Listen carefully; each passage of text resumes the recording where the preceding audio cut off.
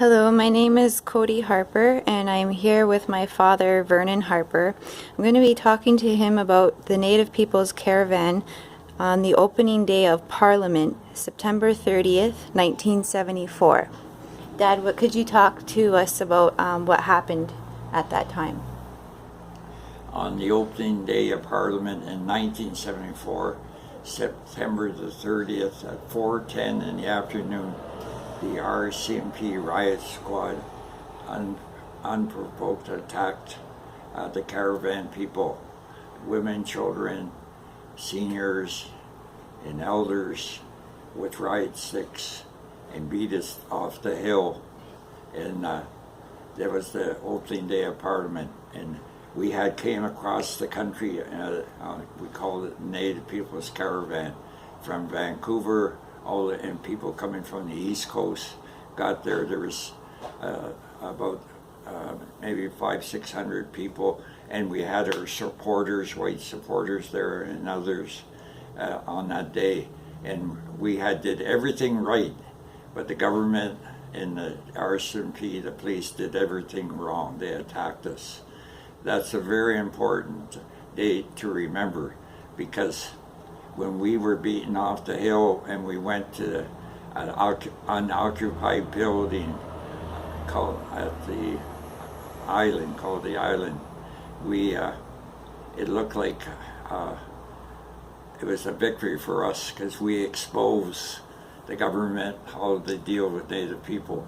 We had come with some demands and asking to make changes, how they were dealing with us Native people. And then the demands, at 41 years later, as I'm sitting here, most of them were never met. So 41 years ago, on that day, we went in a good way, in a peaceful way.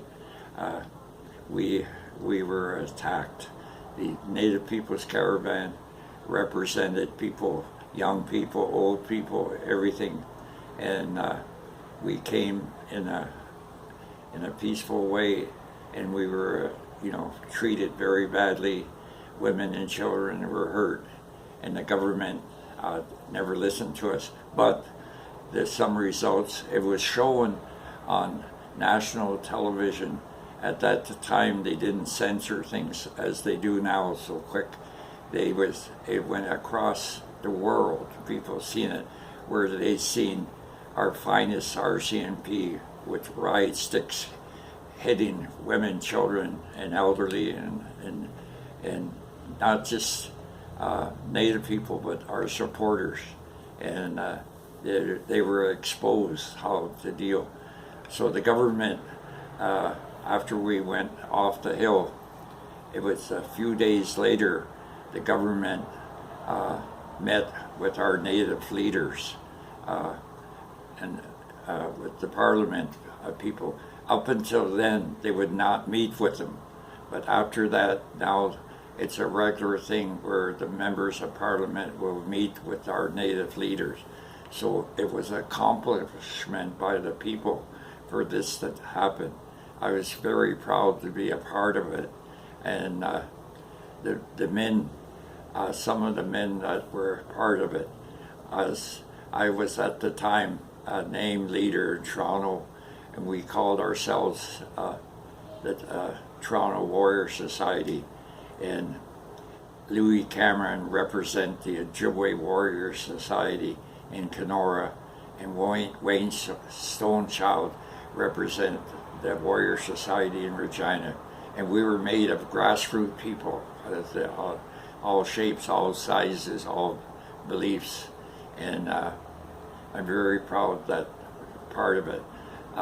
Wayne and Louis are gone now. I have been here 79 winters, and I'm wanted to remind people that we're still here. Native people, we're still here. We're not going anywhere, and we'll keep struggling to be free in our own country.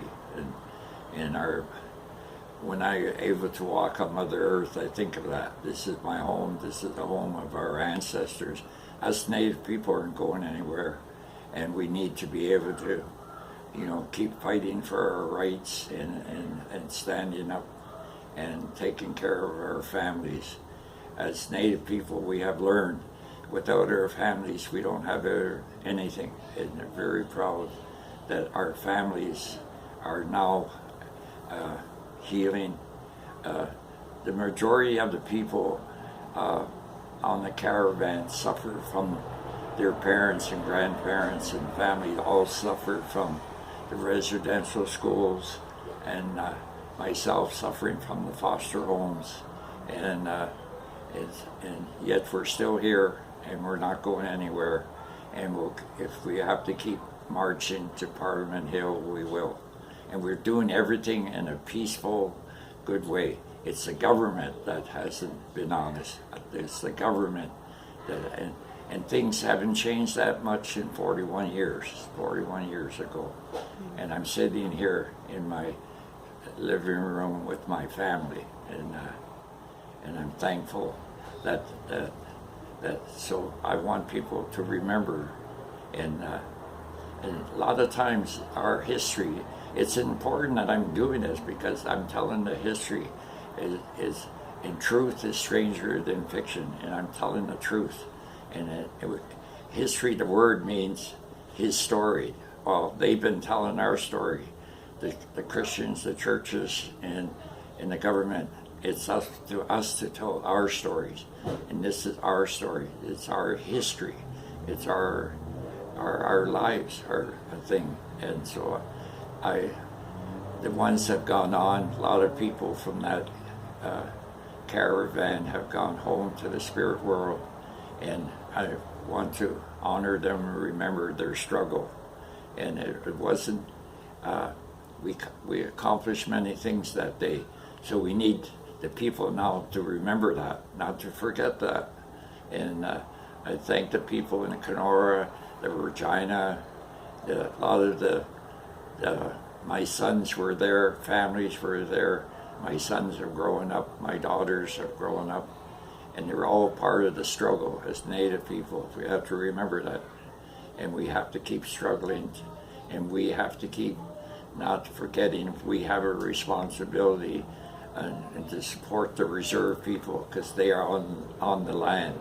But us urban Indians, we have to remember and live our culture the best way we can and honor the people. And again, I thank the warriors and the women and the children that were a part of that caravan. It was part of my life, and it was one of the proud moments whenever we stand up to the government, and we were doing everything right, and they were doing everything wrong. And we need to continue to do that. So I'm thankful.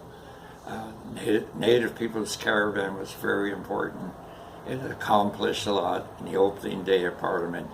We were there to expose, and it did expose.